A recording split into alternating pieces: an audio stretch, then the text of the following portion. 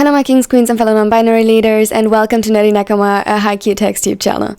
Because of that, most of you wanted a tutorial on how I do my videos. Almost 8,000 of you voted on this poll, which is absolutely incredible. Thank you so much for participating. And now, I will obviously put my utmost effort into this tutorial. I hope it explains everything well. Every questions can be put in the comments for me to answer later. Further, today's tutorial focuses on the basics. However, I do intend, if you want me to make specific videos of all of these sections, the text, the editing, and the video if you want to, which then will be based on the comments you put under this video about the different sections.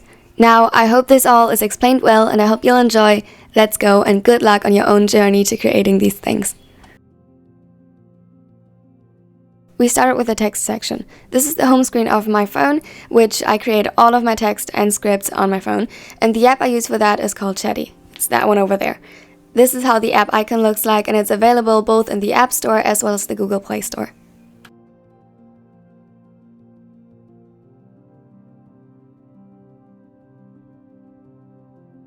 When you open the app, you will either land on your homepage or your account page. This is my account page. Down there you can see the icon for Home, Search, Library, and My Page. We will focus on the latter for now. This is also what your account will look like to other users on the platform, and you can of course customize your bio and profile picture. Stories that are still marked as private, however, can only be seen by the user of the account. The app in and of itself has a variety of other functions as well, such as the community tab that is very similar to the one on YouTube. However, I will make a deep dive on all the potential functions on it in another video. Today we're going to focus on how to actually create a texting story with Chatty. In an utterly unpredictable turn of events, to write a story, you click on Write a New Story. Before you start, Chatty is so kind to remind you what is allowed and what is not allowed on Chatty. Please read that carefully, and then you can proceed. Just like WordPad, Chatty lets you choose a cover photo for your story or a thumbnail. If you want to do so, select a photo from your gallery, otherwise you can also just select the default cover image. Now you just gotta add the summary and title next, whatever that is for your story.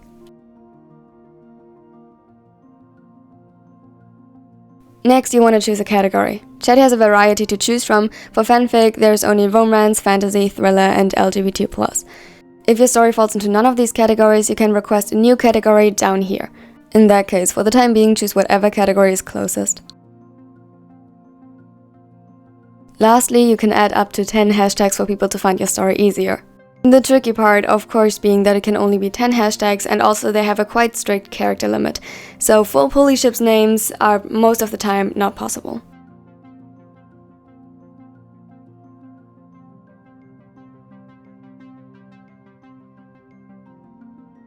Lastly, you mark whether your story includes mature content or not, and then you click on Upload.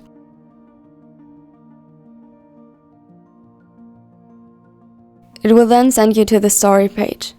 Here you can write new episodes, aka chapters, for this particular story. Until the first episode, aka chapter, is published, the story will be marked as private and nobody but you will be able to see it on your account. Next, we're going to focus on actually writing the script and making it the typical texting story interface. So click on Write a New Episode and let's go. You can add your specific chapter title in the upper left corner. What your text will look like in the end is determined by the tools down here. We have Paragraph, General, and Add a Character. Before you move on to the ladder for dialogue, you should think about what you want your descriptive text to look like. Typically, Paragraph and General are used for that. Paragraph has a bubble shape, a dark gray background, and is centered. Meanwhile, General is box-shaped, has a white background, and is aligned right. I like neither of these options, and for those of you who watch my videos, you will know that my descriptive text is actually transparent and centered. There's a trick on how to achieve that. First, pick General and then click on the little gray plus. This opens further options on how to modify your texting story, however, we'll be focusing on the yellow one. This one allows you to modify the speech bubble. This only works for General and any character you add. Paragraph does not have this option.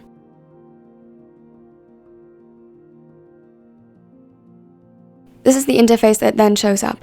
It gives you the power to adjust the color, the transparency, alignment, and style of the text bubble. For general, so the descriptive text, I put the transparency to absolute 0 and the alignment for center. When you click on apply, this change will be marked with a speech bubble within the actual chat.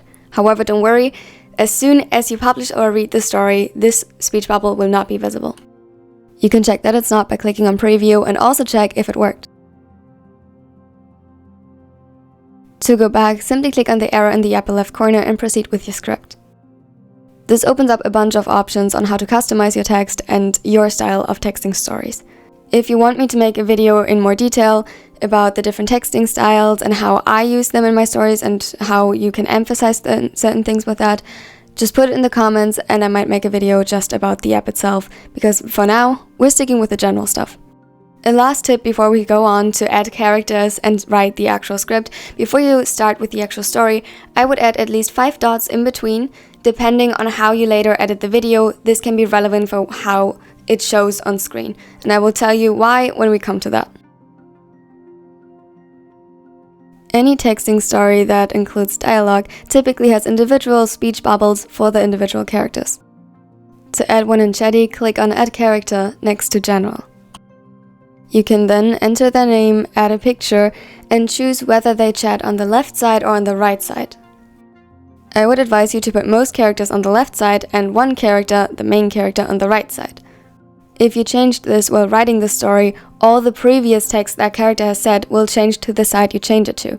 However, you can make 2 identical profiles for that character, so to say, put one on the right and one on the left, and then switch up POVs. That's a bit more advanced, and I will go into more detail in the detailed video for the text part.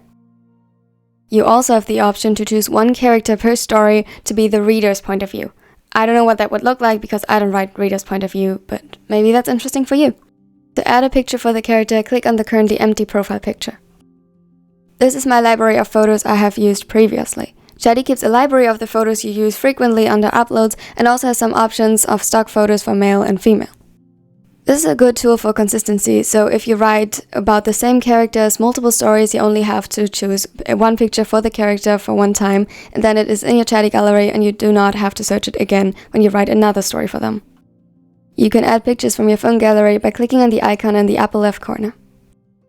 You can delete previously edited photos that you don't want anymore by clicking on Edit and then deleting the ones you don't want. Unlike with the app menu used previously, Chatty does not have the option to adjust photos when you use them. Ideally, you want to upload a picture that's a portrait where the face is the center of the picture so that it actually can be readable and legible when it's tiny in the chat. Once you have your character, just like with the general, just type in what you want them to say, and then you can add it to the chat. And just like with general, you can adjust their speech bubble with the little gray plus.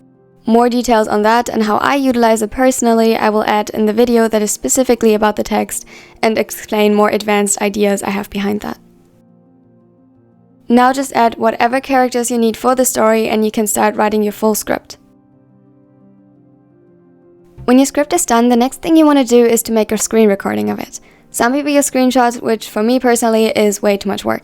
To do so, you go into preview again, or in case you have published your story, it will look the exact same and you can just click on the story itself. Then choose a way to do a screen recording. Most phones have already a feature that allows you to do that. For me, that's this symbol. If you don't have that, there are also apps that have the same effect essentially. In one of the corners of my screen, I have a little red thing that shows that currently my screen is being recorded. However, you cannot see that in the final recording, as you can see right now. What you want to do in the beginning is, while you tap to record it, read out loud what you have written. This gives you a good idea of the pacing. It makes it easier in the end to edit it when you do the voiceover. Obviously, this is just a test, so that will be quite hard to read out.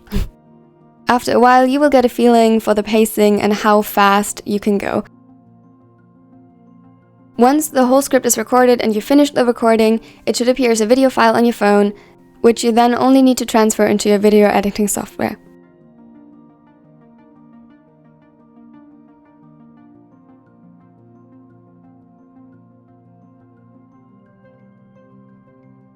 Let's proceed to the next step, the editing. It is really not that complicated and mostly consists of making the actual voiceover. I use the app Wondershare for more for this. It works well for me, but it's not free. However, there are other good options that can absolutely do what I do with this. This is, however, the program I'll be using to demonstrate how I'm editing. First, you have to import the screen recording and in my case also the thumbnail. They show up there. The next thing I do is to map out the timeline, starting with a thumbnail where I record my intros over. Then I add the channel-specific intro and the outro. And lastly, in between the intro and outro, I put the screen recording. If you zoom out, it looks like this, all put together.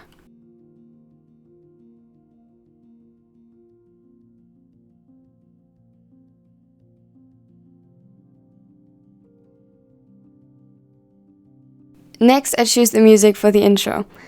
There is a section called music, but I ignore the ones that they have there because sometimes just by claiming that they are copyright free, they aren't, and that's just not safe for me. However, I have imported a bunch of music under the section My Music, and I got this music from the YouTube audio library where you can absolutely be certain that that is safe. I put the music track in the second audio track, not in the first one because the first one will be for the voiceover. Why this is relevant, I'll show you in a second. Next, you want to go into this little icon that is the audio mixer and lower the volume of the second audio track where we have the music so that the focus is on the voice. I typically also elevate the audio for the voice a little bit just to make it stand out even more. What's ideal in this case depends very much on your voice, your microphone, and the music that you choose, so it's a bit of trial and error and about finding what works best for you. Then you click on the little microphone icon. This opens up a window for recording your own voice and making the voiceover. You have the option to make everything else in the video currently silent while you record. I personally prefer to actually hear the music. This way I get a feel for the scene and actually the weight of it and what I'm saying. It helps bring out the emotion. However, before I start with the actual voiceover, there's one more thing we need to do because the screen recording is in the absolutely wrong format. Personally, I prefer it when the screen recording covers the whole screen and that makes the text also bigger, but I know that others don't. For example, Haikyuu, she uses a slightly different layout. Here it gets a bit tricky because obviously my layout is in German, but the option basically means cutting and zoom. I'm not sure what it will look like in English. When you click on it, this interface should show up. There you can choose the options on the formatting, and you want to choose, if you want to make it the same way that I do, the 16:9. Now, find the spot within your script with the longest text, and then adjust it accordingly. This is why you need to be cautious while writing that you never have a text that exceeds these limitations if you want to make it the same way that I do. I have a few tips and tricks for that I will discuss in more detail in the editing particular video if you want me to make such one.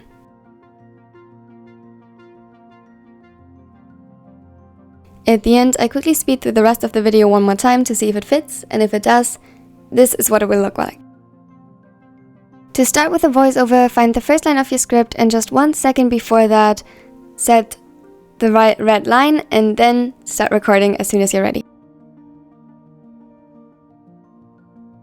Proceed like that until you're done for the whole script, and in between check if the recording is going well, if the audio quality is going well, and if you have correctly adjusted the volume of the music versus the volume of the voiceover. Once you're done, if you want to take a break or want to save your progress, click on Save and title your file accordingly.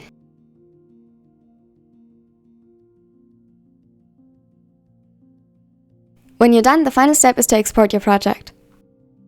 Here you can choose what it should be titled and in which folder the video should be saved as the finished product. Once that step is done, you can upload it to YouTube. That pretty much covers the basis for everything and how I do my videos. I hope I haven't forgotten anything and I hope it was very easy to understand.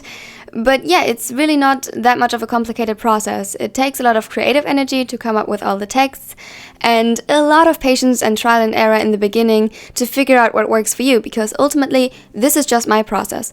I learned most of this through the tutorial from Rose Labrina back then, But there were also a lot of things in that tutorial that were not for me at all. For example, she worked with screenshots. That is, I don't have the patience for that. That is just to say, this is a tutorial that describes how I do it and that works for me, but it might not work for you. So, well, I hope this can give you a good starting point. Please, by all means, look through different tutorials, experiment a little, and hopefully you'll find your own method, which I can almost guarantee, at least in some points, will differ from mine. So yeah, as a final word of advice, just have fun with it. I hope this was helpful, and please, by all means, tell me in the comments which questions are still open, what should I get more in detail about, should I make these detailed videos about just text, editing, and maybe even some little things and advanced methods I use on the final video. If so, again, tell me in the comments. And yeah, I really am so excited to see what you do with this and your own projects. Please send them to me if you want. Lastly, thank you so much for watching to the end. It really took me so much work to make this tutorial, more than any of my other videos. Oh my god. Wake up, today's gonna be a good day. Wake up, today's gonna be a good day. Wake up, today's gonna be a good day.